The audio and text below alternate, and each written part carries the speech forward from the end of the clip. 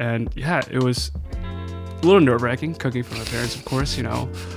Like you don't do it at home? I do.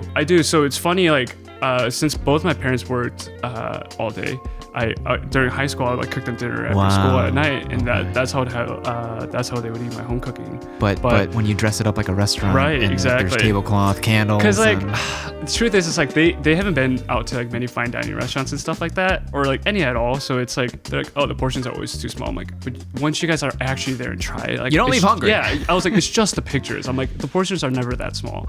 So like after the dinner, like that was like my biggest concern. I was like, they're big eaters. I was like, what if the portions are too small? But after the dinner, they're like, no, that was perfect. Like we're happy like with everything. I'm like, oh, would you look at that?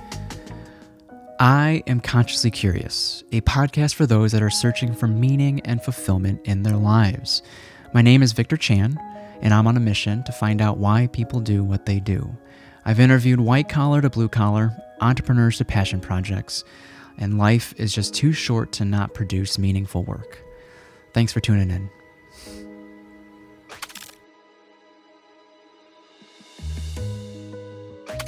We're live. Hello, everyone.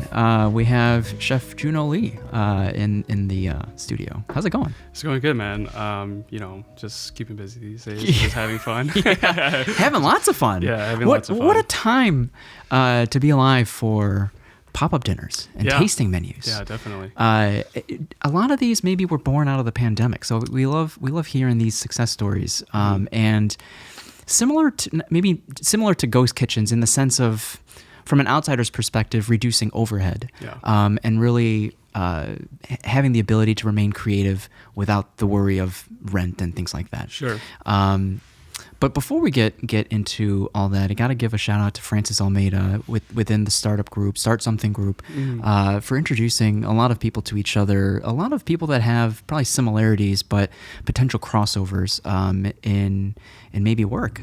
So like Conan was a huge success recently, but Junho was in there. I saw Junho in there, and I love the story of Haru Haru, and had the great pleasure of experiencing your work recently.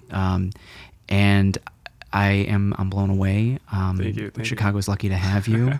Also blown away by Miss Annie Lee. Of course. And I feel like you guys are an up and coming power couple. It's amazing the production and the execution that you guys put on together. Yeah. And that being said, like, how are you? I mean, previous to recording, we were having a conversation about life outside of the kitchen. Sure. And there's no right or wrong answer, universally, but for you, do you feel like you are striving or striking that balance? Ooh, that's a great question. Right now, I feel like I'm striking the balance. I'm trying to like figure it out a little bit. I feel that right now I have this routine that I have in the mornings, that I have throughout the day, which is great. But I feel like sometimes with these routines, there's a lot of sense of comfort in these routines and just like kind of doing this repetition of things. Oh, this is what I do every day. But that also kind of becomes like my blocking point with a lot of creativity. Oh, wow. Especially when it comes to my work with Haru Haru and stuff like that. So right now I'm also trying to kind of figure out this work-life balance where, I find enjoyment outside of work too, other hobbies and whatnot. But I'm also trying to kind of tie that back to work. It's like, oh, I want to pull inspiration out of these hobbies still back to my work. Because I feel like when I constantly go, it's just like kind of get a little exhausting at times, So it's also trying to find other enjoyments that may be able to relax. That's not going to be work involved or like food. It's nice to pop your head up from time to time. Yeah, You're like, exactly. oh, what's going on in the world right now? Yeah, right.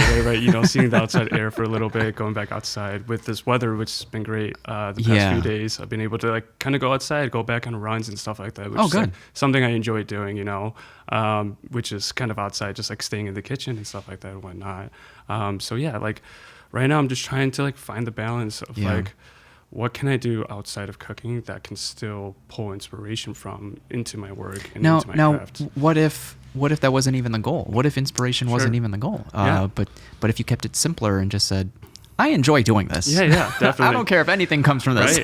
Right. I do think about that a lot, but at the end of the day, I feel like food just constantly runs in my head. Oh, It's like, 100%. yeah. But that's a byproduct of everything. Sure. Right? And you simply love doing whatever it is. It could Right. be pottery, it could be washing the dishes, Right. and inspiration happens to be there. But we don't wash the dishes to seek inspiration. Sure. Yeah, Yeah. definitely. Yeah, I mean, like, that's another perspective to bring up, right? It's Yeah. like, yeah, maybe sometimes I don't always need to draw inspiration. And sometimes maybe that's like the meaning of this separation, this work-life balance that I'm trying to find. Yeah. Is that, you know, maybe I just keep that thing as whatever it is, or whatever hobby it is. If it's running, just keep it as running. But right now, that's what I struggle with, is Sure. like not trying to tie everything together. Yeah. Because like as it kind of constantly runs in my head, it's like, oh, this might work for this, or this might work for food Yeah, as well. it's very easy, especially when you start to find some traction and success in entrepreneurship, to latch on to the hustle mentality. Yeah. There's this aspect of FOMO, fear of missing out, and catching every wave that comes your way. And that if you don't ride that wave, if you don't catch that wave, you're missing out. Right. And that being said, it's like, so a lot of entrepreneurs that subscribe to the hustle mentality dismiss the work-life balance. They're like, there is no balance. Yeah. It comes in waves. Like sometimes you're up at 4 a.m. because you gained or you experienced inspiration. You have to wake up and jot it down, or just get to work. Yeah. And you feel like it's so elusive that you have to do it right there and then. Right. But then that being said, I went to the gym this morning, and I probably go once every week, or maybe once every 2 weeks. It's so bad. And it's like, if something means that much to you, I think you'd make the time. And if you made the time, and that could be as simple as putting it in the calendar, but if you made the time, like all these episodes, all these guests, I send calendar invites, right? Yeah. Because I want there to be a level of professionalism and expectation of like, we're going to be here at this time. I'll be ready for you. Yeah. But I don't do that for myself. Like, I don't do that for the gym. Right. And so maybe if I did do that and I booked it in the calendar, maybe there would be more of a balance. Right. Yeah, that's like honestly a good point too. Like something I think I've been personally trying to do more too, to kind of strike that balance, is a big thing. Part of me is like seeing friends and just seeing my peers around me. But I noticed that like when I got busy, there was just zero time to do so. And I like was like, oh, like I can't do this, X, Y, and Z. But then I'm starting to realize now it's like, no, I could always make time, because those are like important things in my life that I want to make sure I set aside the proper time to do so. And it's like, even during those times, I don't want to rush anything, or to be like, oh, goodbye after like an hour or two. I want to be able to relax and just like take my time and be present. I think like that's a big thing I'm trying to learn, is how to be present in moments, and how to like kind of take everything in, not be so stuck up on what's happening in the past, or what might be happening like in the next following week. And just like kind of just taking everything in the moment of things. So yeah, that's how you remain open. Yeah. If you can be as present as possible, you remain open to anything, whether it's criticism, feedback, inspiration. I had this conversation yesterday with Chef Mitchell Acuna from Gav Roach, and we talked about, and I've talked about this with previous chefs as well, but like, let's say you're staging or you're starting a new role as a line cook, and all you're trying to do is not fuck up, right? And how do you remain present and open and observant of your environment when all you're trying to do is not fuck up? Right. And the same can be said to the students in our EMT class. When they have me across the table and I'm proctoring them during an exam, they're like, "Fuck, Victor's proctoring me," and I understand that, but I only do that when I'm short on instructors. Right. And they have this pressure, and I see them. They freeze and they lock up, and they can't remain present. And so, and maybe that just comes with time and experience, to understand that there is a certain degree of excellence that you're striving for, but also maybe it's not that serious. And maybe towing that line allows you to be present. Right. Yeah, definitely. Like something like that I've been trying to take away with food too is like, at the end of the day, it's just food. You know, at the end of the day, like my life doesn't have to, like my mood doesn't have to change around this. Like I still want to be, like, as you said, be present around these people that aren't maybe in a bad mood because of food, and maybe that's just me, right? And I can't put that on other people. I can't like kind of put that out. Not saying like they won't understand, but it's also not their responsibility to understand. Right. So yeah, like that's like where I'm trying to like find a strike of balance. It's like, okay, like let me separate myself. Like if I'm going out with my family, and even if we're eating, let me just chat with them and have a conversation. Like if I go out with Annie, like okay, let me just sip this coffee and just look outside. Like, let's go look outside, like how the weather is and whatnot, just kind of be present in the moment. Because I feel like a lot of times, especially when you're go, you just forget to step back for a moment and be like, wow, this is my life right now. Like, look how far we've come from a few years ago. Even like with Haru Haru, like the business and stuff like that, just 2.5 years ago, I was doing 2 seatings for $65, and I don't even know what I was doing at that time. Out of a tiny kitchen island apartment with cat hair everywhere. I just like didn't know what I was doing. And like Annie sometimes sees a room and she's like, dude, take a step back and like look where you are now. Like even if things don't go your way always, that's kind of part of the process. You're always gonna fuck up. You're always gonna make mistakes. But like take a step back, like take a breather and appreciate like everything that's going on and everything you get like going around you. She's like, now you've built a community that's like something you've been seeking for. I was like, yeah, you're right. So like right now that's like a big thing I'm trying to learn. It's like, how can I just take a step back and appreciate like all these fun little moments, even if it's like going out for a simple dinner. Like I went out to dinner with Mitch over at like Akahoshi, and just being present there, I'm like, oh yeah, I'm just having a conversation with you. Like I don't need to like think about anything like food related. Like yes, like it's a great environment and stuff like that. It's really cool to be here. But it's also cool just to be present with you and just have a full conversation. Sure. See what's going on in your life and whatnot too. So. Yeah, just like fall back into just being a guest. Yeah, exactly. Yeah. What's that chef doing? And what's that chef doing? Yeah, exactly. It's like fun. Like it's like almost like a movie character role where it's like we're like kind of like, oh, that's happening in the kitchen. Like that's so cool. Look, blah, blah, blah. We're just like kind of playing this role in a sense. To maybe be like meta about it. Maybe we do that. And sometimes I subconsciously wear the podcast host hat when I'm out and about at certain events. But I think I do it because people expect me to do it. Right. And maybe it's just like, no, even if they do, just be a guest. I don't know. Yeah, definitely. Like for me too, like something I'm trying to learn, it's like I'm so used to just always like, doesn't matter what time it is, I'm always just gonna work if there's work. So it's like even answering people and stuff like that, like where I'm trying to like start balancing boundaries. It's like, it's like past like say example like 9 o'clock. I'm done like answering stuff because it's like now my time for whoever I'm around with, whether it's Annie, whether it's my family or friends. I just want to make sure I have the proper time for them. So like even when we go out, sometimes I struggle with like answering DMs real quick. It's like it's tough like not to answer like that being on your conscious. But how can I separate that for a second so I can like also just enjoy what I got going around? So yeah, it's a struggle, but that's probably when I look back, that's probably not that hard to draw boundaries. Like if you really wanted to, and hopefully it doesn't get to the point where Annie or whomever is like, Junho, you need to draw a line. This is it. This is and right. Hopefully it never gets to that, and we prioritize it for the sake of prioritizing. Yeah, it. Definitely. You said that you have been here for 5 years. Yeah. So I grew up. I was first born in Korea. I moved here when I was 2 years old. Okay. But then I grew up more in the suburbs, northern suburbs, like Gurney, Six Flags. Oh, wow. Okay. Gurney Donuts. Gurney. I've heard the. No. Yeah. From Kevin Lee. Oh no! I do not know. Yeah, sorry. Gurney Donuts. Gurney Donuts. Like on weekends, they do ube donuts. Oh, it's fire. I'll go check it out. And SPC side practice as hell. Okay. So Kevin Lee's been on the pod, and if you're ever back, do your parents still live there? Yeah, they still live around that area. Yeah. Gurney Donuts, man. Yeah. Okay, I'll go check it out next time. Yeah, and just to give you a snippet, this is the clip that I cut from that episode, is that they would have regulars. Oh. And it's a really old school donut shop with like your styrofoam coffee cups. Love it. And there was a moment when it burned down. It caught fire, and those regulars would then meet at the local McDonald's.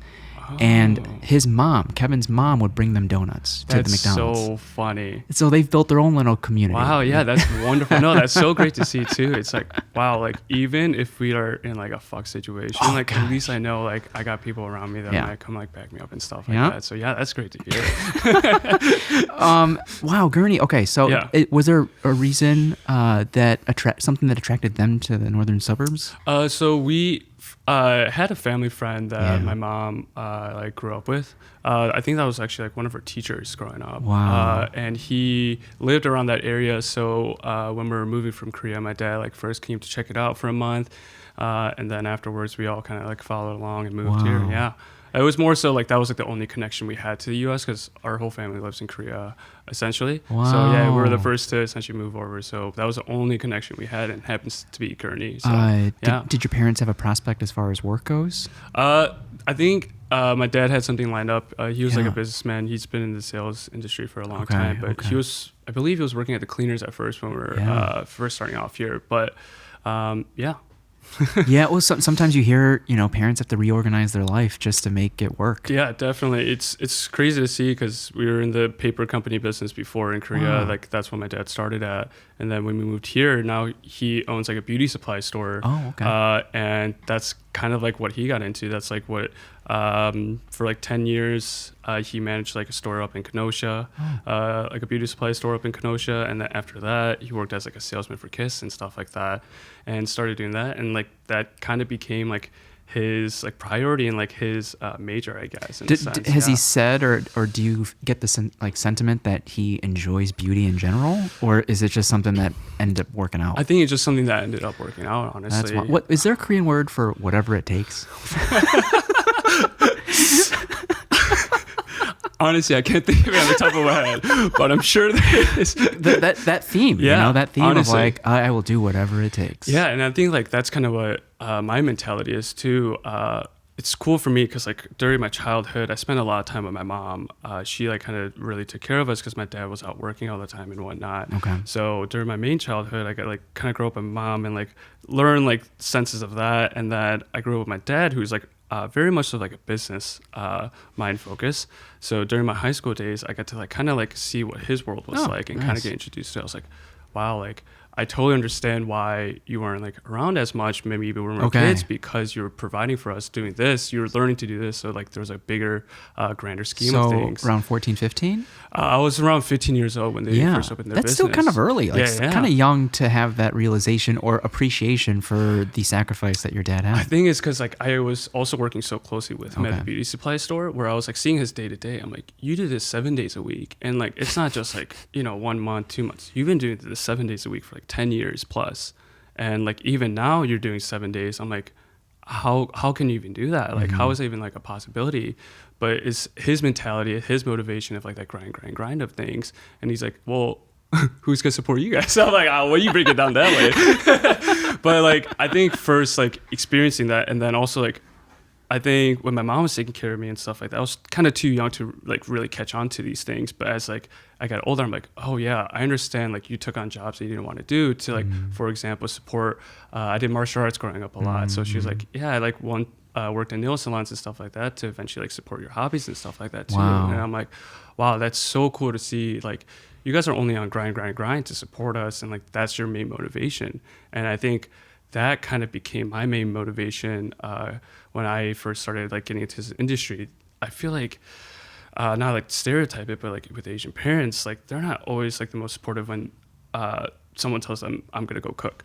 When their son or Yeah. daughter tells them I'm gonna go cook. Out of fear Yeah. of how hard it's going to be. Right. It's a tough life. Yeah. And like I'm sure they've heard things around too where it's like this isn't for everyone. You gotta like really like love what you do if you want to do this. But I was like, yeah, I just want to go cook. And they're like, all right, we'll support it then. That's so interesting because yeah. when you had that realization of how much they did the things that they might not have loved to do in order to support you, I'm sure it would have been easier to find a finance job just to support them back, Sure, right? sure. I think like a big thing with that was though, something they always told me growing up is like, just do what you love. Like, Wow. Because like don't regret it like later on in your life where it's like, damn, I should have done this when I was younger. Because like one thing you can never buy is time at the end of the day, right? So they're like, just do what you love. We'll support it. As long as you love it and you really feel like you could do it. I'm like, okay. Like you guys like just gave me the green light essentially to do whatever the hell I want. Yeah. But I'm not gonna take that for granted. I'm gonna make sure I do whatever the hell I want correctly. I want to make sure like not even like disappointed. I just don't want to let you guys down in a sense. Like being like the first like family to move over to America and stuff like that. It's a tough life to restart and stuff like that. So the fact that I even have this amazing support system and group around me, especially like the support from my family, it's like, all right, like it's time for me to put my head down and try to like actually get some success out of this and just grind out with like what I do. You guys already done so much, especially with my dad, seeing the way he works. I was like, oh, I get it. Like this is the way I should work if I really want something. It's kind of like worth it at the end of the day. So I think my mentality behind it too is like not that like there's people like waiting for me and like riding on me to like for their futures and stuff like that, but I also want to take care of them in a sense, like, Yeah. oh, now it's my turn to like kind of pay it back to you guys, because you guys taught me so much. Like my mom's a very creative woman. She's incredible pianist. She's wonderful at drawing and painting and stuff like that too. Yeah. Have you had conversations about what they would have liked to do if they had the opportunity? They give me like mixed answers every time, so it kind of switches. Like I think like my mom growing up, she always told me, I always wanted to be your mom, and that's it. Sure. But then there was this one time in Korea, we were walking around like the business district there, Okay. and like I glance over at my mom, and like I see like a tear fall. I'm like, oh, I wonder where this is coming from. And like now we're at an age where we're able to like talk about, you know, some more serious stuff, and it's just like real grown adult stuff and stuff like that. And when I was talking to her, she was like, I see like all these people like walking around in like business clothes and like going to the office and like having lunch with their friends, and I see a lot of that, and I'm like, damn, like this is like what my life maybe could have been if we didn't move to the US or stuff like that. And like hearing that, I'm like, yeah, I totally get it. Like I'm having trouble like being separated away from family. I can't imagine you guys in a different country, and then also like kind of giving up everything you guys had there and anything that you guys wanted to like kind of provide for us and whatnot. So when she first told me that in Korea, like me and my brother and my mom were like all kind of having a moment there where it was like, oh, like you guys are still like kind of kids at heart too. At the end of the day, your parents are still like kids at heart. Like they're still kind of like learning about this like growing up thing at the end of the day, you know.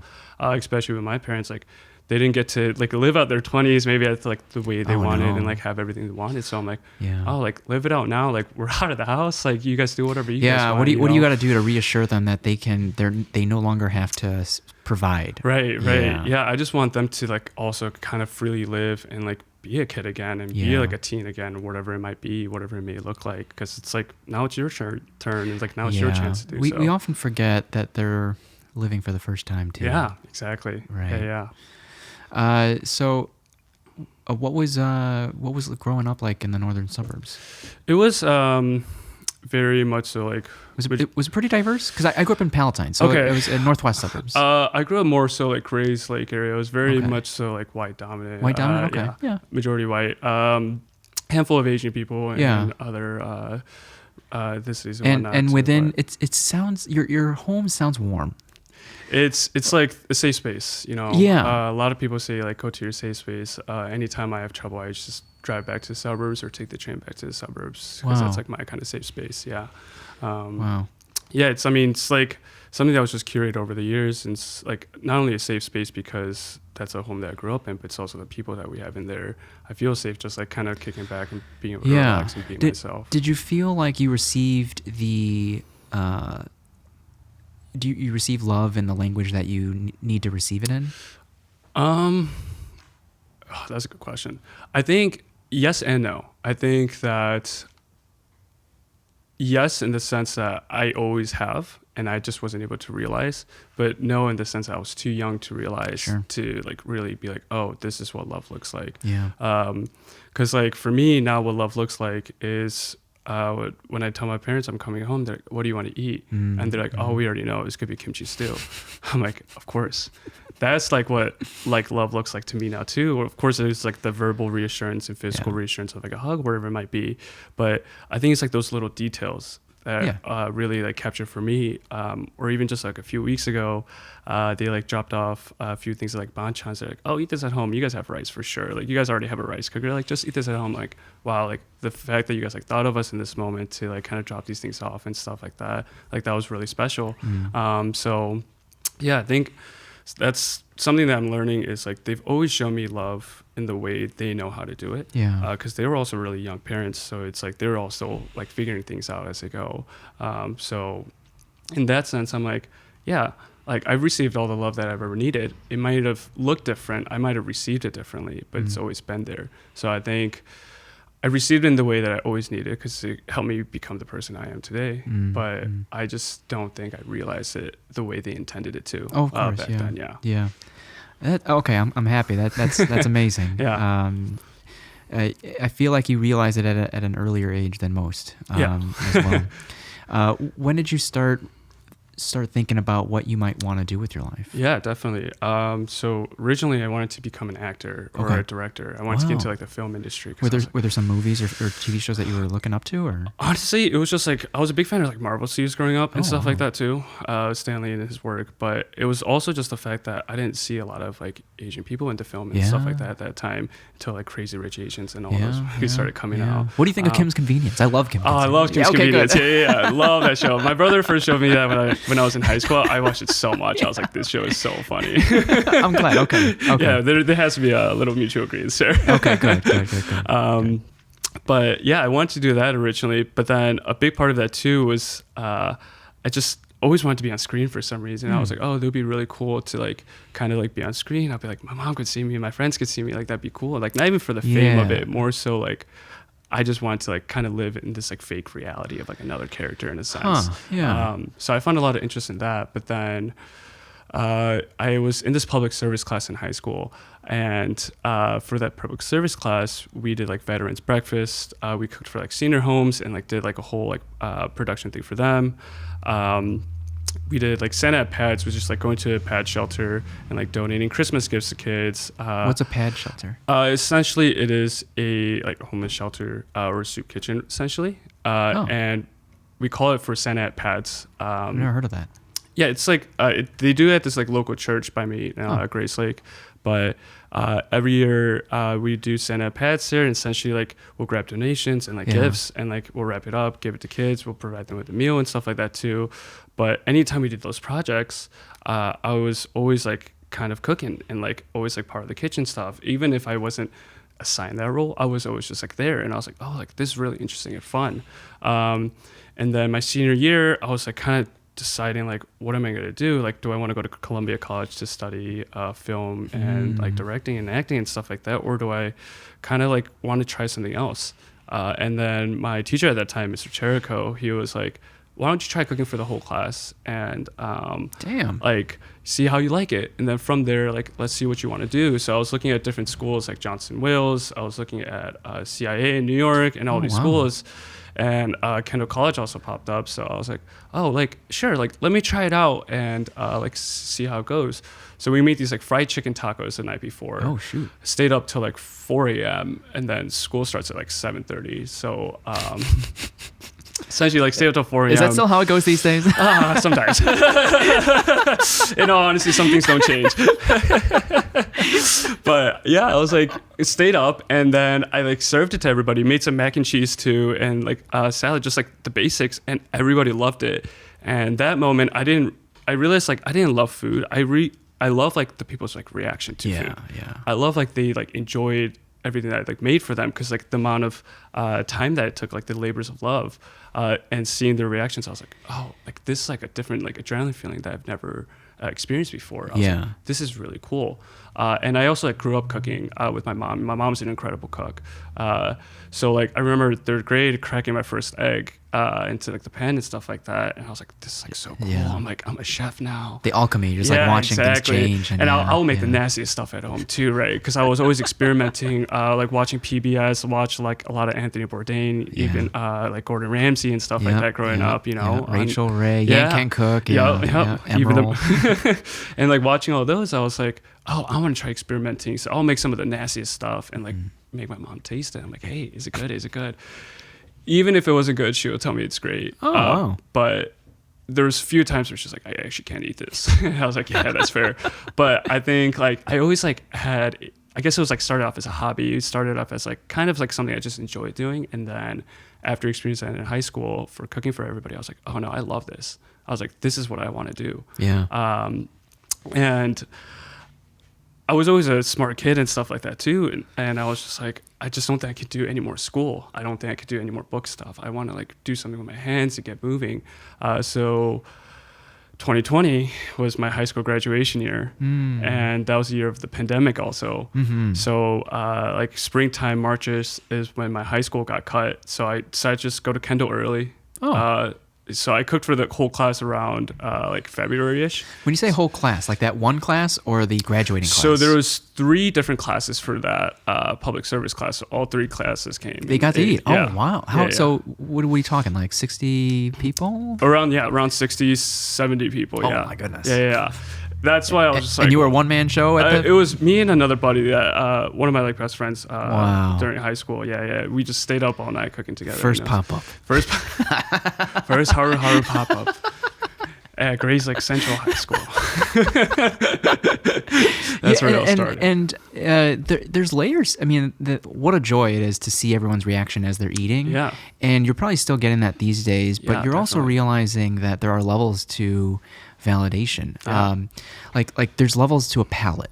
And, Sure. and when someone can identify the nuances that you might have not explicitly shared, and they're like, "What is that?" and you're like, "Oh, I see what you tasted." Yeah, no, definitely. It's like the curiosity of it, right? It's always like the fun part of it. And like I also like love just explaining dishes sometimes, where it's like, "Oh, you're curious about it? Let me tell you about it." Like, because like that's like the part that I'm really passionate about is the storytelling behind my food. Okay. It's not just the food itself, because at the end of the day, I feel like I know I can cook good food, but how can I tell a fun story off of this? Like, how can I make it more than just the food? How can I curate this whole experience? And that's like a big reason I do these supper clubs and pop-ups. It's because it's so intimate with guests. It's like I get to like tell you everything that's going on with my dish. Anything you're curious about, just come ask us in the kitchen. We're like literally 2 steps away. Larger restaurants don't have that opportunity. Right. And it's not because they don't want to. It's because they have to operate a full like business and restaurant, which is like totally understandable. But I love like seeing smaller restaurants where like they are much more intimate, where they like a chef might come by the table and be like, "Hey, like this is the dish for the night," and stuff like that. Like the Coach House, for example. Yeah. They do a great job with it, where it's like, oh, this just feels like I'm dining inside someone's house. Oh, Because yeah. like the chefs are just coming around doing this, explaining the dishes and whatnot. So yeah. Wow. Yeah, we were recently there, and Zubair killed it. I'm sure he kills it on an every night and basis. it was Chef Jacob's, I think, birthday, so he had the night off. But yeah. That's a night when I was Chef Jacob. oh, okay, nice. Sorry, Chef Zubair. Okay, that's awesome. It's like how cool how small the world can feel sometimes. And Jacob and I met during our time at Kendall too. Oh wow. And then I forgot his name, but the son of Carnitas Zirapan, I think he's like the current owner, but like he went to Kendall with Lawrence Latrero. Oh wow. Yeah. Wow. Yeah, Yeah, so it's a small they're world, buddies. yeah. So it's like they're buddies. So it's like what? Yeah, Like, I know. In the industry, it's a really small world. Yeah, I have to admit, it's like everybody kind of knows each other. We're like, oh, okay. Yeah. And I always wondered like if chefs made the time to visit other restaurants. And I'm starting to find out that the answer is yes. Yeah. I feel like it's a cool thing, because whether we realize it or not, it's like every chef goes to a different restaurant to get inspiration at the end of the day too, Yeah. Unless it's just to eat, of course. But for me, a big thing is like, I want to go to a different restaurant and try something I haven't. Yeah. Because at the end of the day, I'm learning every day. I don't know everything about food. So it's like, I want to learn more. I have like so much curiosity. I have like this hunger to know more, because it's like, I want to know everything one day. Like I want to know, like if we're talking about Indian cuisine, I want to know like what we're making there. If we're talking about Ethiopian cuisine, even, I want to know what we're making. I just want to know everything possible, So like for me, like a big thing is like I just like hopping around different restaurants in Chicago and just trying different things out, because I get inspired. I'm like, oh, that's a really cool dish. How can I do like my interpretation of it where I'm still inspired by that, but it's not a replica, right? That whole conversation about authenticity, it's like, well, it's authentic to this one individual, right? And it's like, who are we to speak for a whole culture? Right. Yeah, exactly. Like even with me, it's like, even though I am a Korean cuisine, it's like a lot of the stuff that we do isn't really Korean, because I didn't grow up like maybe every single Korean has. I have like also different backgrounds from different cultures that I grew up in. Like I'm a big fan of like Latin Mexican cuisine and stuff like that, because like the spices in it really like kind of translates to Korean spices. So I've done like fusions of like salsa matcha kimchi, where it's like, not the norm, but it's like my interpretation of it. Like, why not? Even like with fermentation stuff, we don't normally ferment every single thing in Korea. We do ferment a lot, but it's like fermenting like green tomatoes, for example, or sunchokes. It's like, why not? It's still true to me, because I'm trying to take this fermentation flavor and apply it to like with Korean techniques. But it's not Korean at the end of the day, because I haven't seen it in Korea. It's like, unless like I haven't been there. So it's like, you know, how much more can we explore and like kind of push the boundaries while still staying true to like what I'm trying to capture and do. Yeah. So yeah. Okay. I feel like Ali Wong had an episode with like David Chang about authenticity as well, and it's just like they opened up a conversation of like, why can't like Chinese food be fine dining? You know, like why is it just Japanese or Italian? Like why can't certain cultures be elevated? Like, because people scoff at like $5 for a taco. Like, are you kidding me? Right. And then Mira here is out killing it. You know? Not that they have any tacos. I'm just like, but yeah, it's like that sentiment of like, I'm not paying more than $3 for a taco. Yeah, I mean, I feel like there's just like certain things that you do push boundaries with, but there's certain things you do just want to keep authentic. And like, that's a conversation I actually had with Chef Mike over at Akahoshi. He was like, why are you trying to change this dish like when it's just good on its own? I'm like, yeah. He's like, what is there to elevate? And it was like a Korean army stew, which is like a very like humble dish that like originated during the wartime, Korean War. It was when American and Korean soldiers, they just had a bunch of leftover, like they essentially made like a pot of stew with whatever they had left over. So it was like cans of Spam, baked beans, American cheese, ramen, kimchi, sausage, and all those things. And like that's just such a good stew to me. Like that's so warm, and like it doesn't need to be elevated. It doesn't need any like tweaks or changes into it. It's just good on its own. So why do I want to switch it at all, you know? Yeah. So I feel like even with me now, I'm like trying to learn like what dishes do I want to do a different take on, and what dishes do I just want to keep as like authentic self. Yeah. Sure. So like when you were having that conversation with Mike, it's like, were you leaning more towards, I want to like if there's a way to change it, how do I change it? And then Mike's like, but why? Yeah, okay, exactly. Gotcha. I wanted to like elevate it. I was like, oh, maybe I could do this. It's like, but why? And he's like, it's such a good dish on its own. I'm like, yeah, that's so true. I'm like, why do I want to switch it? Yeah. Cool. Okay. So when you're navigating the conversation about Kendall, where you think, is it a big commuter school, or do you have to kind of live near Kendall? So no, yeah, people come from all over the place. Like we honestly, like a lot of the people that we get are from like Asia, Europe, or just like different countries, and it's actually like really cool to see like the amount of diversity that they have there. And like that's when I got to learn a lot about like different cultures. One of my like close friends being Pakistani, like she taught me a lot about that, and just like another friend of mine was Indonesian, so learned a lot about Indonesian cuisine, and it was just really cool like mashup of different cultures and communities like kind of coming together. What about the people around Chicago? Do you feel like a lot of people stayed at home and commuted, or did they move closer to Kendall? Definitely. Like there was people that were still like traveling from the suburbs and whatnot coming to Kendall every day. So I think it was like, it was honestly like for me, it was like 50-50. I saw like a lot of people that still lived around the area, but a lot of people that were honestly from like different states or countries. So yeah. So how was your initial, like your first impressions besides the variety and cultures with the work and with the class? I was just so excited, man. I was so excited to cook. Also during that time was during COVID time, so I was trapped inside. All like, how remote was it? Was it remote at all?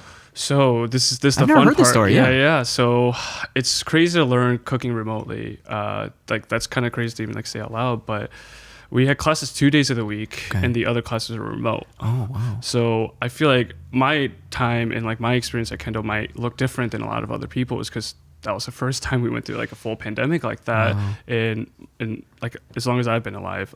So during that time, it was like we're kind of on Zoom.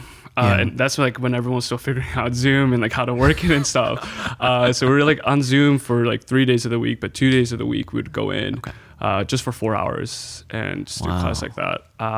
Because that the room had the space to distance and Kendall like inside like they had a bigger campus over at Goose Island, but when they moved over to South Michigan, it was a little bit more of like a reduced sized one, but it was still big enough to like. Oh, I didn't know there was a second location. So it's by like Columbia over there.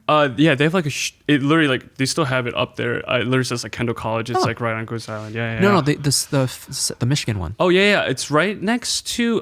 Do you know the restaurant Akanto, or you know like the Shake Shack right in front of the Bean? Like by the Chicago Athletic Club or Association. Oh, okay.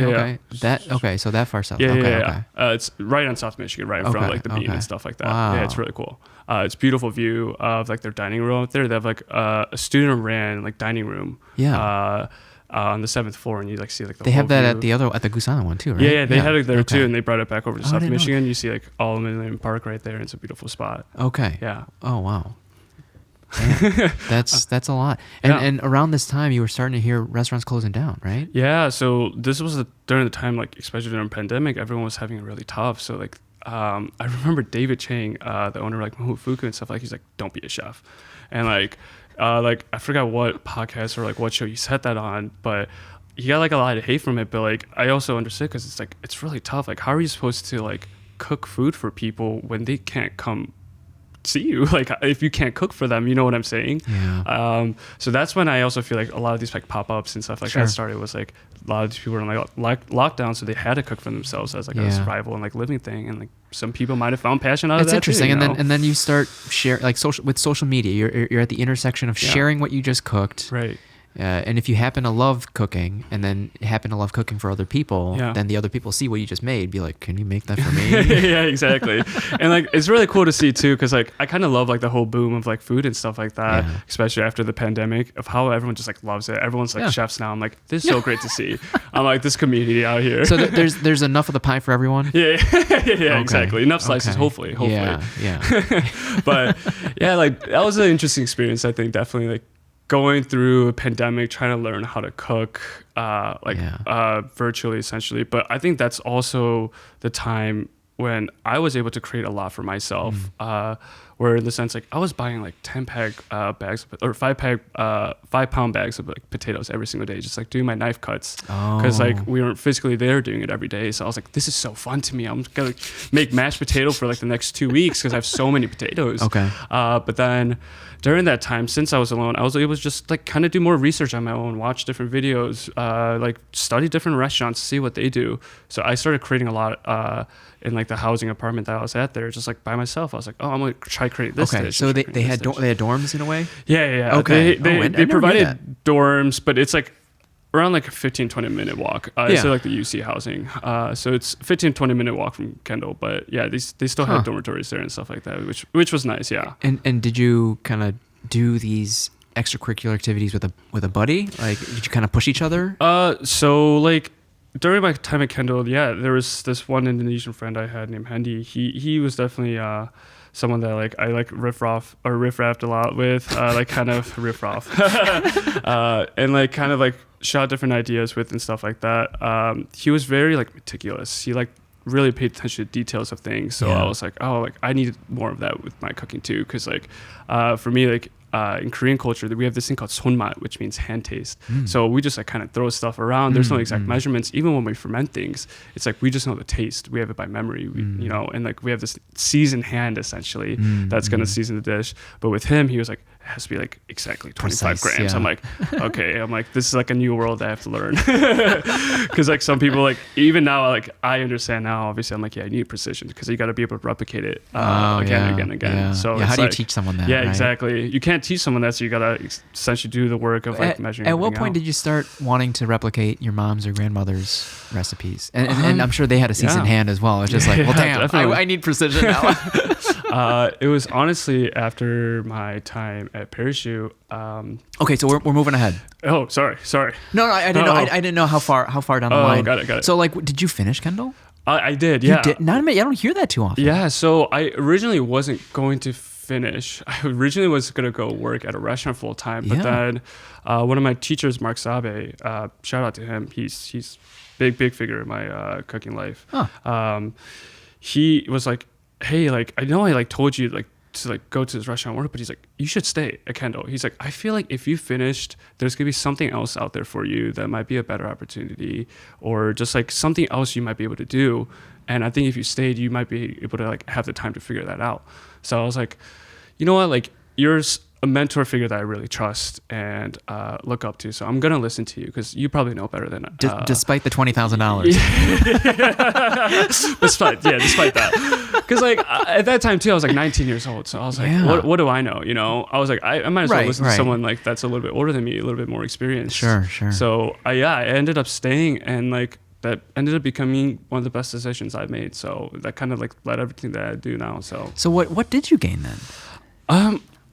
honestly, it gave me another opportunity, I think, of like exactly what I wanted to do. Did I want to just work in this like line cook figure, or did I want to like create and start something special? And I actually like finished school, and then I took another quarter as a break quarter to just work at Kendall. Okay. Because I was just trying to figure out what I wanted to do, what was my next step. Yeah. And I was like, yeah, I'm just like so lost. Like I don't want to do food that I'm not like in love with. Yeah. Because I was not doing any type of Korean cuisine at that time. I was like shying away from it because like I still had that mindset of like, oh, it's stinky. Like people don't like food like that because you know, it's just not as common, especially where I grew up around with. So I had like, it's funny, but like, what was the sentiment about like Korean barbecue? of course they love it. Yeah, Okay. for sure. I feel like there was a boom. There was I definitely think an era, it was like right? growing up, like especially like with Like high school, like not bringing even your high school. It was just like elementary school, high school, middle school. Yeah, just like all the years. It was like even like fried rice. They're like, what is that? And I'm like, 100%. I'm like, what do you mean Yeah. it's fried rice? Like, as kimchi. Mom, I want a PB&J No, sandwich. like, I'm like, give me Lunchables, please. But I like, of course, I grew appreciation of like all those things. Yeah. My mom used to make me like these onigiri kimbaps Oh. and stuff like that growing up for lunch, and I'm like, man, why did I say no to that back then? I'm like, I want that every single day. Well, we now. want to assimilate as kids. Exactly. We You want want to to like fit in. Yeah, exactly. Yeah. So like for me, I shied away from Korean cuisine for a while because of that. So I was working at like just different spots that like I thought was fun. So I like stayed around at Zuko for a little bit, so learn a little bit there. But then spent some time at Edda to learn a little bit of Italian cuisine. Wow. And I was just like, oh, like this is cool. But like now I want something that's gonna like have some more meaning to me, like where I can actually like kind of grow and really explore what I want to do.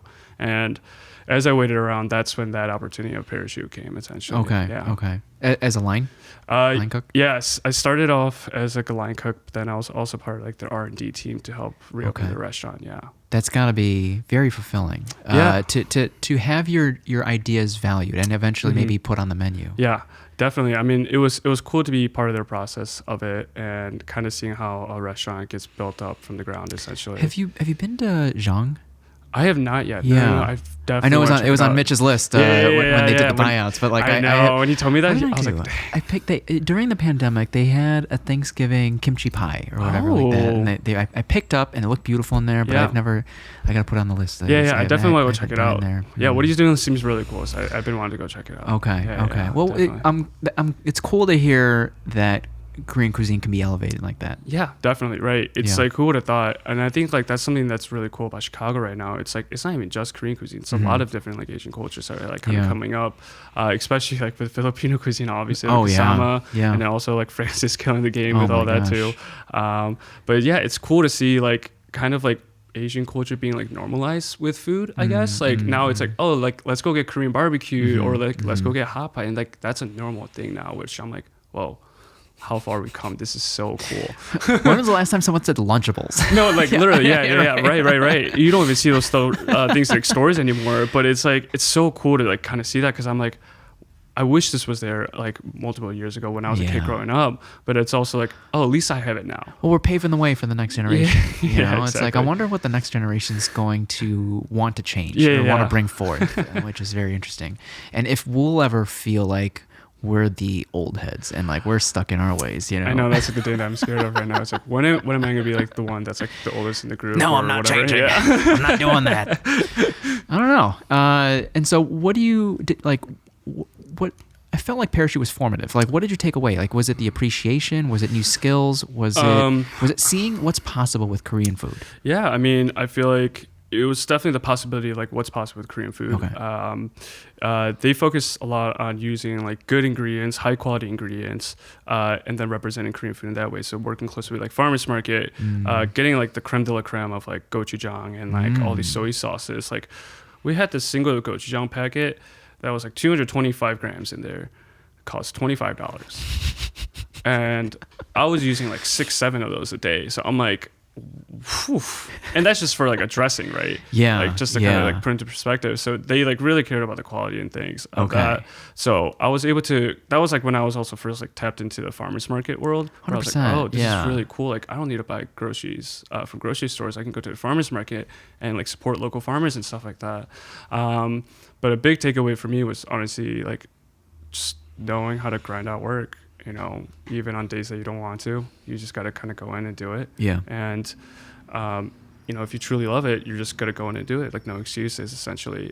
Tell me like long hours for sure. Working under high pressure. So I think I had a lot of good takeaways from there, essentially, where I was able to like kind of translate it to what I do now as well, with my food and whatnot. How do you cultivate that safe space to potentially make a mistake, but tease out or pull out a desire for excellence from your team? It's like I'm sure I feel like Parachute might have been an environment like that, and if it wasn't, I'm sure it's like that's what you're striving for now, like as someone that is in a position to make decisions. How do I not blow up on someone, but encourage excellence out of this person? So like a big mentality behind me, especially with my team, is like, I don't know everything, guys. Like, you guys might know something better than me. Because like the truth is, it's like every day I'm like learning. I come with an empty mind. Even if my like hands have like skills and stuff like that, I want to come with an empty mind. Like people that I work with, like especially my team, like they might just have a better system because I don't think of everything. I don't like, that's just like not possible. So like, for example, like Khadija, that's someone that I work very closely with on my team, but like she just kind of gets it. She understands like the standards I want of things, so I don't have to like worry about that. But she also understands that like, hey, I'm learning a lot from you. You're learning a lot from me. Like, let's just kind of like keep that going. And I think like that's like the mentality behind the whole team that I have and like kind of curated is like everybody gets along. I think like a personality is like a big thing. Like you can't teach that. No, never. Like you can't, and everyone has to be a little different too. Like Kennedy's a little bit different, Khadijah's a little different versus like Johnny and all these guys that are on my team. But that's kind of the unique part. It's like we're all different, but we still come together with the same goal at the end, and that's to create a perfect service. And I think it's just like when I curated this team, and like everyone kind of got together, was like, guys, like let's just keep pushing boundaries and keep like learning from each other. Like let's see what else we can do that might not be the norm. Like that salsa matcha kimchi that I made, that wasn't even fully my idea. One of my buddies, Elvis, he like mentioned to me as a joke. He's like, hey, this would be good in kimchi. I'm like, I don't know if you're joking or not, but I'm gonna take it seriously and try it out. And like that's how it came to be. So I think for me, it's like I'm always like hungry to learn. So it's like I want other people that are also the same way, where they can learn from me, but they're also willing to go out and like learn on their own. Like bring things back that you might draw inspiration from to me, and like let's talk about it. Let's like create something out of it. And like I don't want them thinking like I'm this high boss, like I'm gonna command you what to do, because that's not fun for anybody. No. Like not saying that we're also like buddies and friends, but it's also like I know, there is that line of like exactly. Like that's like we can be friendly. Like when can we tell it? But like I think that's something great about the team that I have. It's like we also have a relation outside of work, so it's like we know when to be serious and when to like kind of get down to work, but we also know when to goof off, right? So it's like kind of the fine balance of that, because there are a lot of times where I like get stressful and I'm like, oh my god, like what do I do? And are you close in age with your team? So I'm the youngest. Isn't that wild? That's wild. That's kind of the wild part. I've never been in a group that's been older than me, and it's tough to be, right? but despite the position, if you come at it, and you do, I'm sure you do, from like I have so much to learn. You do, right? It's like I have so much to learn from you guys, right? And like that's something I respect about my team as well. It's like they don't care about my age. They understand that like no, what I do right now, it's what I'm doing. Like it's great, It's like. Not every single 22-year-old is doing what you're doing. Like we respect that, so we're gonna respect you and like come with the proper attitude. And I'm like, that's like great to hear, Like chef. It's great. It's like they don't care about the age, they don't care about that status. They're just kind of there to support what I do, and like that's like a big thing we talked about. Is like the support in the community of it. And I just like kind of love that about them. So. When did the seed for a pop-up or like your own company, Haru Haru, like get planted? Because when you start being a part of farmers markets or identifying that this packet of gochujang is $25, like that compared along like juxtaposed with wanting something for yourself, it's like this shit's gonna be expensive. Yeah, definitely.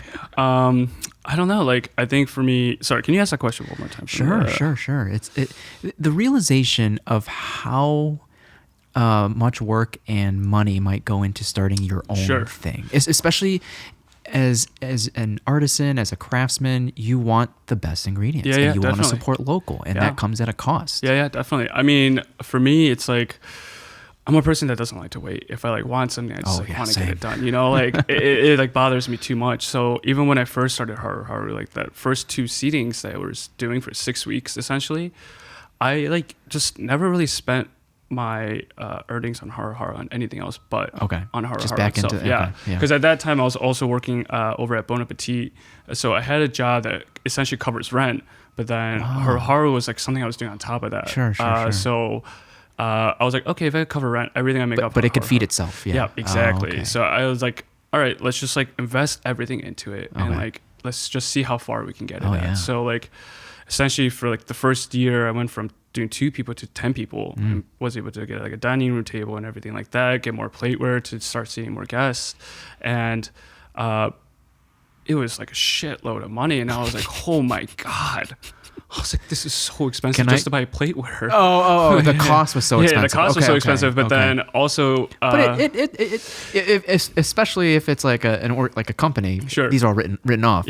Yeah, exactly. Yeah, it's all written off, but it's still at the end of the day, I was just like, holy shit. I was like, yeah, this is a huge investment. I was like, if I'm doing this, like, I'm going to do it right. Like, I better like just do it right. Yeah. Spend money where like I need to spend money and just like not have to worry about it. So even like with farmers market produce, it's like, they have great produce. It generally tastes different than what you get at supermarkets. So I'm willing to like make that investment because that's just the right thing to do in my opinion. So I feel like, it doesn't matter. I feel like the guest experience at the end of the day is kind of like what's key. And also, as long as I'm satisfied with the product that I'm putting out, we'll figure out the costs and stuff like that. But I just want to also be happy about what I'm putting out. I don't want to cut costs and like cheat people out by any ways. Yeah. At what point did you start incorporating other components to the experience? Things like when you had a couple of G's there, or it could be a DJ if you had a DJ. Yeah, definitely. And I don't know if you've ever done this, but like other pop-ups like in the pandemic did like THC dinners, like infused dinners. Right, infused dinners, right. So for me, it was just like honestly a learning experience, right? I feel like with Haru Haru, like the fun part of it is like we're just growing every day. We're like learning new stuff every day. So it's just like definitely the people around me, but around the time I met Annie, it's like when I started taking my production side more seriously, because she has a better eye for that than I do, obviously. So like around that time, it's like when I started really like understanding what I wanted to be, because I've always had the vision, I just didn't have the execution to do it. But now with Annie and stuff like that, she could make what was going on in my head into like reality essentially. So I was like, okay, like I want to like start doing this. Like, let's start making these menus like this. Let's like get it printed out properly. Like, let's actually like build a whole brand out of it essentially. And she was very supportive of that and like helped me out a lot. She's like, I think like centerpieces will look really nice. You start adding candles, you start adding tablecloths. I'm like, okay, let's do it. Like, you're the expert. Like, definitely might like butt heads with her a little bit on it, like especially when it comes to like pricing a few things. But I'm like, you're the expert. Like, I want to make sure guests are like getting the full experience of it. So it's like, what are you learning about how the willingness of people to pay for an experience? Oh man, I think I feel like with me, especially with Haru Haru, it's like the main experience that they get out of me, it's like, we always like explain every dish. We always explain like the influence, the story that we got behind it. And I feel like that's part of what you're paying for. It's not just the food that you're getting, but it's also the hospitality. Like, you don't get to know everything that's going on inside the chef's head. You don't get to see like kitchens in other situations. Yeah, in other situations. And like, chefs dropping shit in the kitchen all the time and making a bunch of noise and saying like screaming fuck, like, like you don't get to see all that. But that's kind of part of the experience. That's also like what you're paying in for. It's like, this is still something growing. Like, you're a part of like in a sense like history. Like, this is going to be something that's eventually hopefully something big. So it's kind of like that like whole like trust the process type of thing. And I think that's what like guests really come in for. It's like, oh, this is cool. Well, it's that as an artist takes a while to come to terms, and maybe it's just it's over time of good work. People, you're building a portfolio, and people see that, and then they want something that they haven't had yet, and the willingness to pay more for an experience that you won't be able to get anywhere else. Definitely. it's there. Thank you. Yeah, it's there. Like a big thing too, I feel like at this point a lot of people come in for like our carbonated fruit. Oh, that was insane. Yeah, we do like carbonated. You could have just put fruit on it, we'd be happy. But nah, it's gotta be carbonated. I feel like that's like something that's been big with Haru Haru. It's like from the start we had the carbonated fruit and grapes and stuff like that. So cool. a lot of people are like, you got the fruit coming. We're like, yeah, of course. It's like, we're going to drop it with the checks. We're like, we got it coming. Is that laborious? Is that time consuming to do that? It's super easy to do, but it just takes some time to properly carbonate. Each grape or like, each slice of orange. So it's tough to... Because you even get the bottom on the orange in there. It's because you guys got to be able to eat it easier, you know? But it's like, funny you mentioned that, but it's like even little details like that, I really appreciate. It's like, if that makes your life easier to eat that orange, I want you to like eat it that way, you know? But I think it's like those like fine little details that I'm like starting to appreciate a lot more. And like, that's what I'm starting to learn with like this thing that we call about like, experience and stuff like that. Yeah. If you like were supposed to eat out of your mouth, I'm sure like it would have been an okay test, but like just having that easy, accessible, like already cut off the fruit, it's like, oh, these are the small details that might really like make a guest experience. Like, you just like never know. Like someone could be having the shittiest day and you come into the dinner and like they just leave in a great mood. Like that's kind of like what I want, you know? It's like this experience is just like something you always like are itching for. It's like a scratch, you know? You're always itching to come back for it. And yeah, that's just like something I want to always like curate for people. Yeah, it was a very playful dinner. Like two of the dishes, there were like follow-ups to them. Like, after you eat the thing on top, you gotta open the box and there's something in the middle. I was like, what? I mean, it's like curiosity of it, right? It's like, oh, what's next? It keeps you on your toes and whatnot. I always like to keep the dinners fun and keep it light. Do you also strive for? You mentioned storytelling, but like, is it one overarching story to the whole experience, or is it along with like kind of chapters in the story? Yeah, definitely. I mean, it depends on the dinner, really. I do different like themed dinners essentially, and I'm gonna bring that back probably around April and May-ish, where I'm like just inspired by something and I make a whole dinner off of it. Yeah. So for example, like I've done like a Miyazaki Studio Ghibli inspired dinner. Oh wow. Okay. Because for the 100th time, he said he was retiring and not making any more films. So we're like, oh, in honor of that, like let's do like a dinner like inspired by that. And so, it'll like, be playing in the background? Yeah, we actually did on the TV. That's sick. Yeah, and then we like curated a playlist for that too. And then it was like dishes that we just like kind of saw like based off the movies, you know. We saw like calcifer with like the eggs and stuff like that. We're like, oh, let's do our fun take on it. Wow. Another one is like before I went to Korea, I really wanted to learn more about Korea and like all the food culture there. So I like created a pre-Korea menu where it's like, oh, like this is what I've learned about Korean cuisine in all the 7 different regions. So for 7 courses, I did 7 different regions of Korea. Oh, wow. And like essentially made a dish based off like their specialties of that region. And then I made like a post-Korea menu where it's like, oh, after my trip and having that knowledge going into it, this is like what I learned from it. So created another menu off of that. So that's like where a lot of the storytelling and inspiration comes from. It's like, it's just based off real life things. That's why I feel like we talked about previously too. It's like, I want like this like work-life separation sometimes where I want to experience things outside of work so I can appreciate it and maybe bring it back into work and whatnot, you know? Yeah. What you've also collabed with several groups, but one that comes to mind is Chubby Boys. Chubby Boys, yeah, Chef Oscar. I've only tried once to get it, and they sold out, so I was late to the game. But a lot of people are raving about Chubby Boys. Yeah, that was a fun collab. We actually met over during Juche's birthday, who's the owner of like Synchronized Swimming and All Love. Dope people. And it was during his birthday, and Chubby Boys was catering it, and I was like, hey, I remember you. I was like, didn't you used to do pop-ups out of Blind Barber? Because that's when I first started my pop-ups was out of Blind Barber as well. Okay. And he was like, yeah, I used to do burgers. I was like, yeah, I remember you because you were the Tuesday before me and I was the next Tuesday after you. And he was like, yeah. I was like, hey, I would like love to just like collaborate. Like I just like kind of want to try out like the fast casual type of like dining, you know? Yeah. I just see what that's like, how can I put like my fine dining twist onto that as well, you know? So I was like, let's collaborate. He's like, hell yeah, like let's do it. So then we just kind of got talking, and then we always like to think of a fun name. So this name came from either Annie or Gabby, who are from the Lee Collective, the Lee Collective, who are both incredible. And I think they're like, why don't you call it Tung Tung Boys? I'm like, that's funny because tongtong means chubby in Korean. Oh, okay. So I'm like, I actually kind of like that because like tongtong is like, to me, it's a very funny word to say in Korean. It's like call someone a tongtong. It's just like a funny thing. Okay. So I was like, I actually like love it. It has a good ring to it too. Just like Haru Haru is the repeating thing. So I was like, oh yeah, like let's call it tongtong boys, Okay. and then we'll just like start it up. And then the first one we did was just such a hit, and we had like lines. We sold out within the first 2 hours, and me and Oscar were like, oh dude, we should like do this more. Like, let's collaborate. Like, let's make this a series.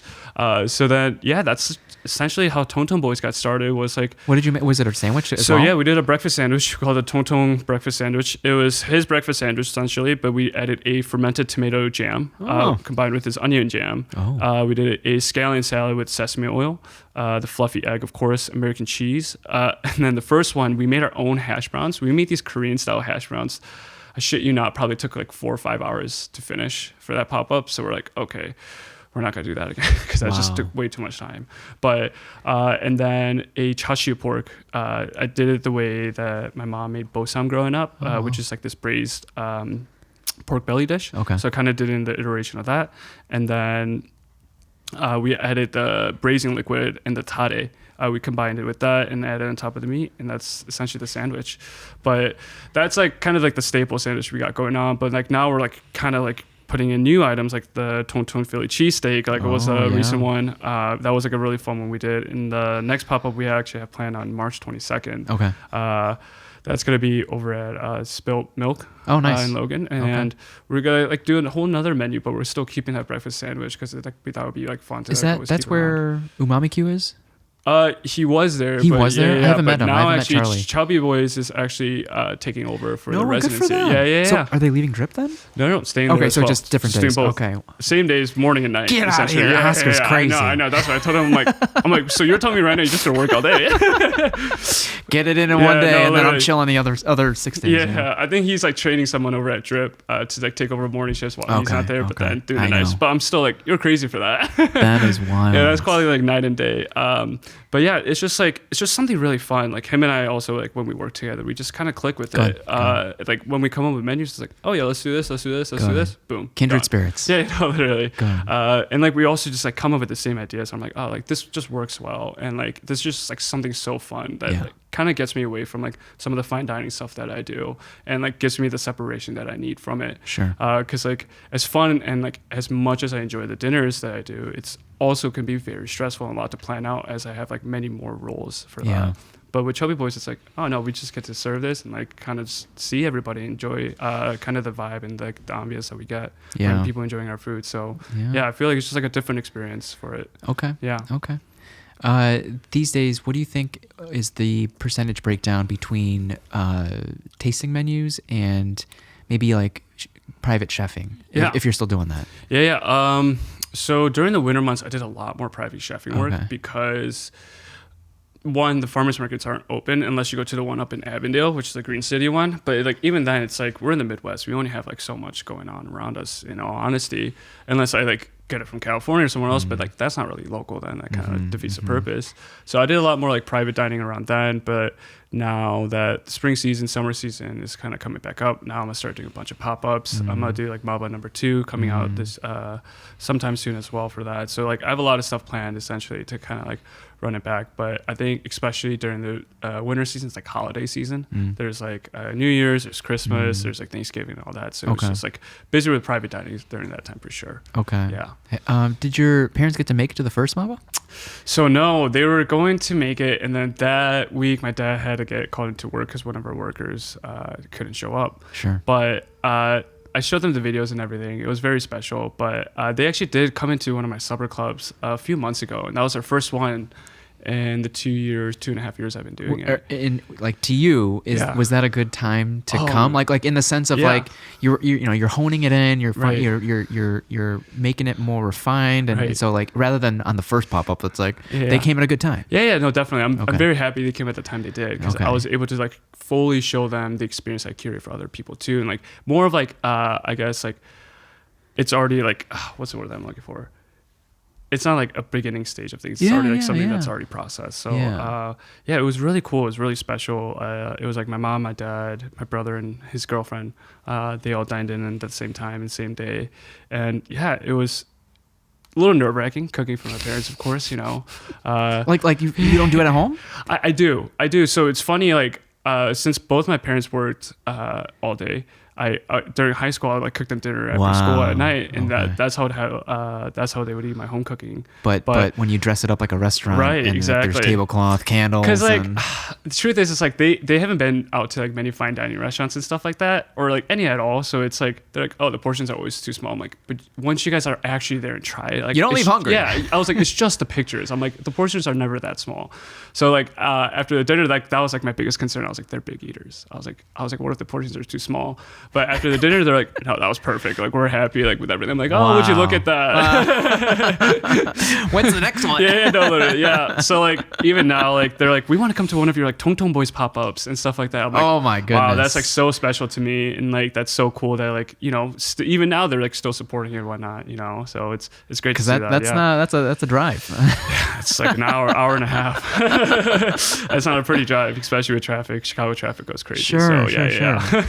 Have you even mapped out when you hear like children of immigrants like pay off a mortgage, buy a car for their parents. Right. Like, I don't know, it doesn't have to be that tangible, Sure. but like, did you map anything out of like what will make it real to take the pressure off your parents? Yeah, I think for me, because you're the youngest out of the two. Yeah, I am the youngest. Yeah.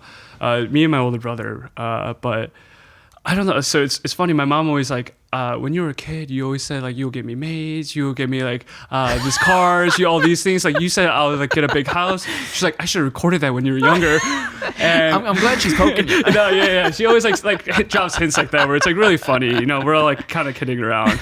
But I think for me, it's like generally like not even buying them something materialistic. Oh yeah. It's just giving them the comfort that they can live their lives without that you're okay. Yeah. I just want to make sure, like, if they want to take a vacation, I'll be like, hey, here's some money for vacation. Like, go. Just, like, live your life once again. Like, just do whatever the hell you want. Because it's like, you deserve it. You guys deserve the world. You guys gave me everything that I needed in this world so far. So it's like, you guys deserve the same. So I think for me, like, it's not even about this pressure that I feel from them. Although that I do, like, I want success in myself so I can also, like, be there for other people that also, like, might need some things, right? Like, I want to be able to, like, just make them live comfortably, essentially. So I feel like until that point, that's when I'll like be more so satisfied. Probably like when I open up the restaurant and like actually have something coming in where they can just take a trip to Korea if they wanted to stay there for a few months, and like I'm able to like pay that off for them, essentially. Yeah. Well, do you have some long-term plans with maybe a brick and mortar? Yeah, definitely. I definitely want to open up a brick and mortar within the next few years. Like you've seen how hard it is, right? Yeah, and, definitely. And it's nice. It's nice not having that overhead, but it probably to you is nice to have a home. Yeah, for me, it's like I just want my space. I can call my space. Okay. Where it's like, right now, I take a few steps and it's my workspace versus I can maybe drive to my brick and mortar and actually be able to work and get creative there. With these pop-ups, do you have like a handful of places that you have in the rotation? Not necessarily like rotation. Okay. There are like handful of places like I would hit up like more than once or just like go frequently to, like such as like Trip Collective and whatnot, but never like a repetition. But what about for like a pop-up dinner? It's always either... That's when I like kind of find like a space like on like Peerspace or something like that, or like any connections that I have. But mainly my supper clubs itself, kind of just runs out of the apartment that I have in my place. That's wild. Yeah. Just speaking of boundaries, it's essentially I convert my like living room and kitchen space into a 14-person dining. That's amazing. Yeah. It's a whole experience. I'm very excited for you to like come. Oh my god, I'm lucky we can. It's my birthday week next week. So perfect. We'll be celebrating 2 birthdays. Oh good. Okay. Then, so that's perfect. Awesome. Yeah. I'd love to hear it. We're gonna share it with some best friends. Next week, but. So tell me like what would your brick and mortar kind of like, besides feeling like you have a home and a dedicated space, like what would how far off is it from what you're currently doing? On generally, hopefully in the next like 4 or 5 years, right? I definitely want to do it while I'm still in my 20s, while I'm still young and like moving. But I have everything thought out for it. It's like I like already know like what type of team that I want, how many people that I want, like type of food that I want to do. It's like I want to do like home cooking, where it's like the stuff that I grew up with my mom cooking, just like done right and like slightly elevated, or like not even elevated, just like done in my interpretation of it, where everything's like shared plates. A big thing with like Korean culture, especially with my family, it's like my mom, if there's like a banchan and stuff like that, she might pick it up with her chopsticks and put it onto my plate. You know, that's a sign of love to me too. Like another form of it. It's like, oh, like you want me to eat this because it tastes good or whatever it might be good for me, whatever it may be. And you're showing me that gesture and whatnot. So I want to kind of create a restaurant that generally just feels like you're sitting in your mom or dad's house. And like, I know like a lot of people say that, but it's generally like, it's all about the details of it. It could be like the chair that you're sitting on has to be comfortable. Like the food that you're eating, like has to be shareable. You know, you want to pass around plates. It has to be like everyone just like enjoying a meal together like that. But I want to start with like Maba essentially being that, because it is dedicated to my parents. So I want to essentially start this like brick and mortar where it's like stuff that I grew up on. You know, I don't want to hide anything or like you know, fake anything. It's just good, genuine food that I think is good.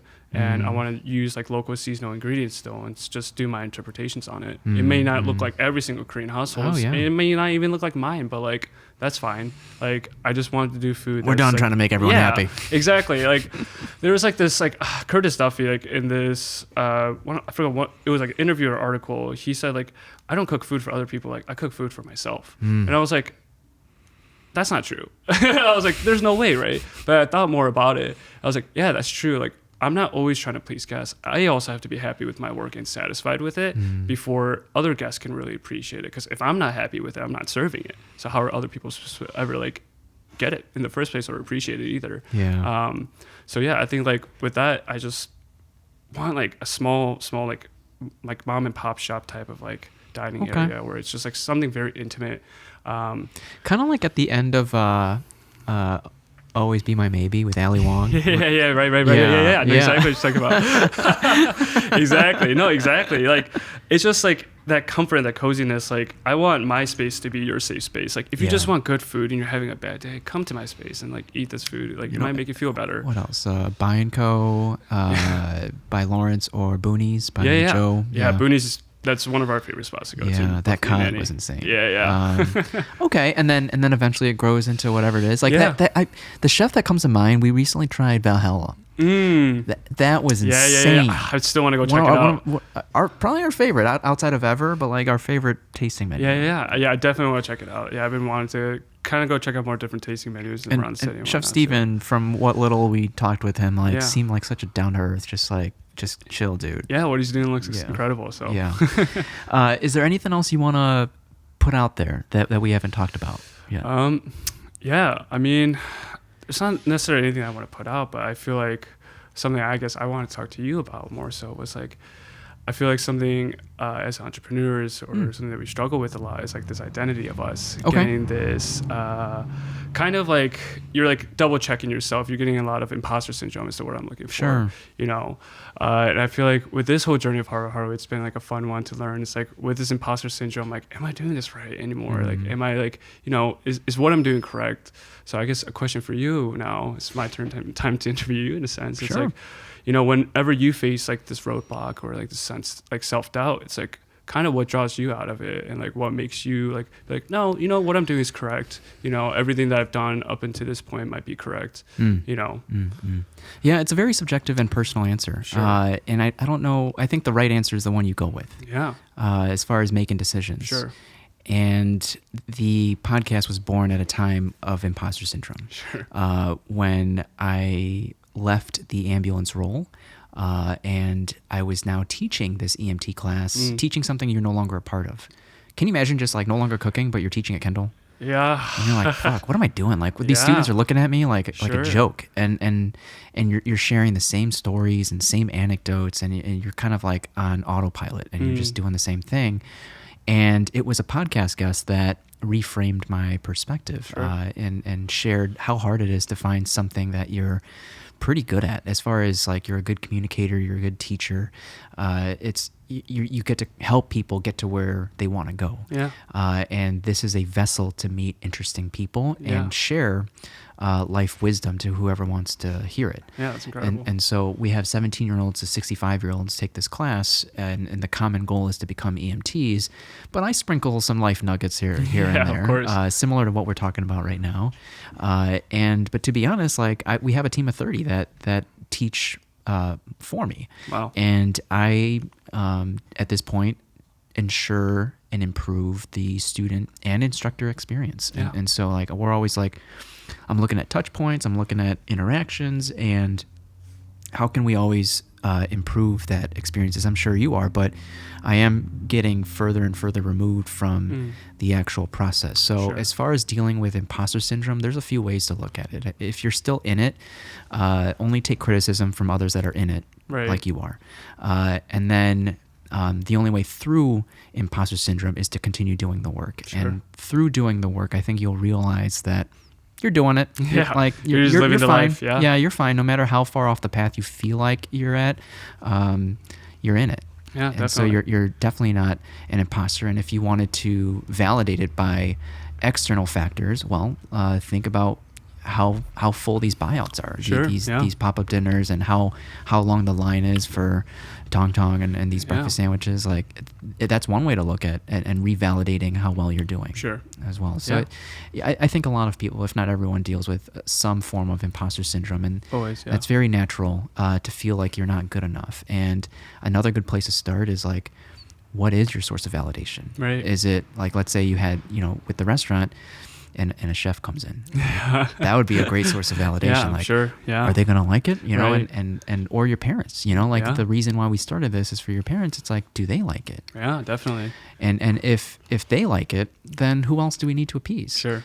And then if you really want to get meta, like you said, you're cooking for yourself. So Yeah. if you like it, no one else No fucking one else would. matters. Yeah, definitely. It's like that previous guest, Ryan Doris, he also said, like, when was the last time you impressed yourself? And why are you trying to impress anyone else? Yeah, sure. Right. And so if you are continually impressing yourself, that's it. Yeah. You're on your own lane, in your own lane, on your own path, and Sure. like there's no one else to impress Yeah. at that point.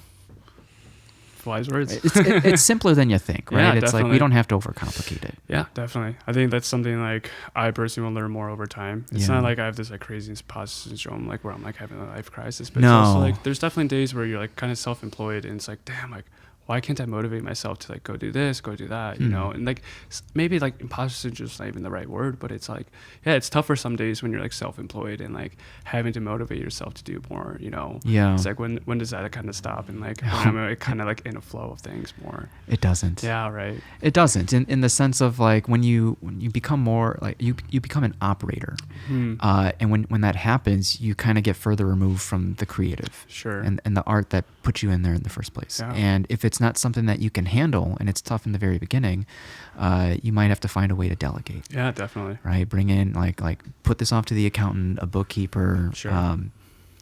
marketing, photography. Like you had a whole team in there at definitely. the pop-up, right? Yeah, And yeah. like you can't be, can you imagine like Chef Junho like running around with his cell phone, like, let me get an Instagram reel of this. Like, Yeah, no, yeah, you can't sure. do that. You're staying in your lane, you're doing your own thing, and Yeah. you're delegating tasks out to Sure. other people. Yeah, definitely. That would be a crazy experience if I just came by. Hey, sorry, before you eat Sorry, that. can you not open that yet? Yeah, Can yeah. you, Hold on. Can you do it again? Actually, put it back on top. Yeah, so that's what I mean. I think you're in a great spot, and all we can ask for is to continue to grow. Yeah. And Chef Mitchell yesterday said that every knife cut, just improve every knife cut. Sure. every time. Yeah, definitely. Yeah. Yeah. Thank you for those. Yeah, Juno. Like Yeah. like I told. We didn't even shout out Mitch. Mitch, thank you. Yeah, Mitch. Huge shout out to Mitch. I didn't realize you guys are good buddies. And I told Mitch this, and we're plotting and scheming. But Mitch wants to like do a podcast takeover, and I'm open to it. You know, if he wants to brainstorm and mind jam with Sure. other people, and vice versa. You know, if you feel like you wanted to get something out there with whomever. It could Yeah. be Annie. It could be. I'm sure. I don't know if Annie told you any of our projects that we're working on, but she helped me design 2 logos. Oh, yeah. And what I've learned from your story is like, if your mom would be open to it, like, replace me with your mom. And just like, so mom, like, I want to hear about your story. And that would go under that project. And I think the world, or remove the world. Just like, I think you and your mom would appreciate that. Yeah, definitely. Yeah, what she's been working on for you too has been looking incredible. So I'm very, I'm happy, very excited. super happy, and that's also thanks to Francis. Yeah. This goddamn, everything respect him right now. Not that I'm trying to leave the Almeida universe, the Almeida-verse, but I'm happy to be here, Francis. No, literally. All right, that's it. Where can people follow you if they're not already following you? Oh yeah, if you guys want to follow me on Instagram, I'm on haruharu.chicago. If you guys have any like birthdays, dinners, or private events, you guys just want to have some food, some good food there, and be a part of it, just let me know over messaging through DM and whatnot. And we have a lot of stuff coming out in the next few weeks, so just stay tuned for that as well. Yeah. Okay. All right, Junho, thank you. Thank you so much. Everyone else, thank you. We'll see you in the next episode. Bye-bye. Yeah.